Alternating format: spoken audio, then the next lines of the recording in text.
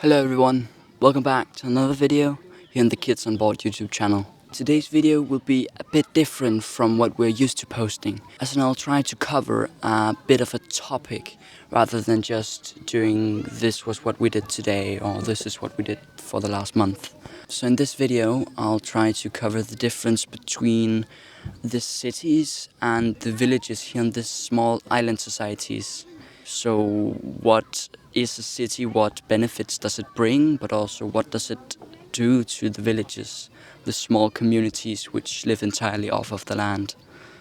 But before starting this week's video, I just want to say thank you for 100 subscribers. It is a milestone that is quite large for a small YouTube channel like we have. And to celebrate, Noah and I have planned out a new upload schedule where we'll post one long form video every single week, which I will be making.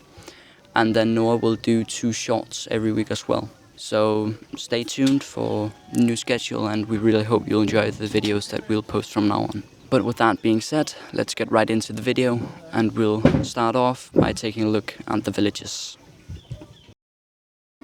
So far, from what we've seen, the villages are very low-key, and the people there are always super friendly and welcoming. I've already made a whole video covering one of these villages, and I believe the video is titled An Authentic Village in Vanuatu. So if you are interested in seeing the inner workings of a small village like that, I strongly suggest that you go watch that video, and then come back to this one after, of course. When walking through these villages at first, you may think that the villagers are very poor and that they don't really have much. If you look at their clothes, it's all ripped up and their houses are made of palm trees.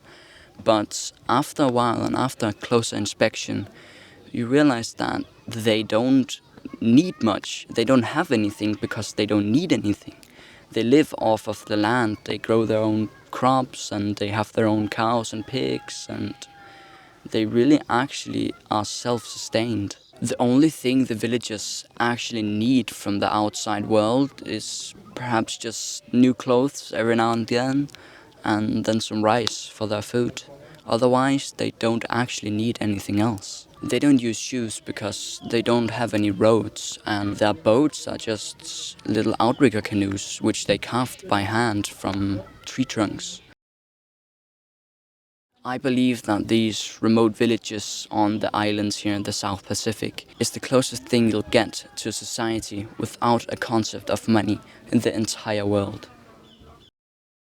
Now let's take a look at the cities. And while they aren't anything close to what you'll find in Europe or the US, they are still vastly different from the villages.